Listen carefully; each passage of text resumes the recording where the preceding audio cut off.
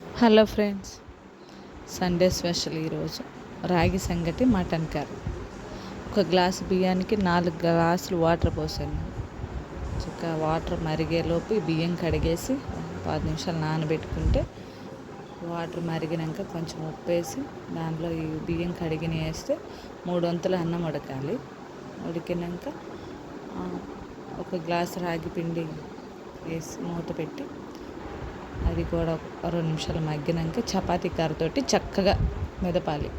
చపాతీ కర్రతోటి మెదిపితే అన్నం అది మెత్తగా అయ్యిద్ది, చక్కగా ఉండలాగా వస్తుంది అన్నమాట. చాలా బాగా కుదిరింది ఫ్రెండ్స్ ఈసారి నాకు. ఇది రెండోసారి నేను చేయటం. చాలా అంటే చాలా బాగుంది. ఇది రాగి సంగటి రెడీ.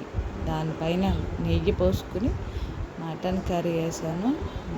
అసలు ఎంత బాగుందో తెలుసా, తింటే వదిలిపెట్టలేము అసలు. అంత టేస్ట్గా చాలా అంటే చాలా బాగుంది. అన్నానని కాదు, అందరూ వీడియోలు చూసేదాన్ని కానీ ఎలా ఉంటుంది అనుకున్నాను. నేను ట్రై చేశాను 2 సార్లు కూడా చాలా బాగా కుదిరింది. ఇప్పుడైతే మొన్నైతే నెయ్యి పోయలేదు, ఇప్పుడు నెయ్యి పోసుకుని తింటే కడుపు నిండా చాలా అంటే చాలా బాగుంది. మా పిల్లలు కూడా తిన్నారు. మొన్నైతే అసలు మా పిల్లలు తినలేదు. ఈసారి మేమందరం కలిపి తిన్నాం. చాలా అంటే చాలా బాగుంది. మీరు కూడా ట్రై చేయండి, తినని వాళ్ళు ట్రై చేయండి. ఇలా చాలా రుచిగా అనిపించింది ఫ్రెండ్స్. ఫస్ట్ టైం నా వీడియో చూస్తే సబ్స్క్రైబ్ చేసుకోండి, లైక్ చేయండి, షేర్ చేయండి. సబ్స్క్రైబ్ చేసుకున్నట్టయితే ఒక లైక్ మాత్రం చేయండి వెళ్ళేటప్పుడు. సరేనా ఫ్రెండ్స్, బాయ్.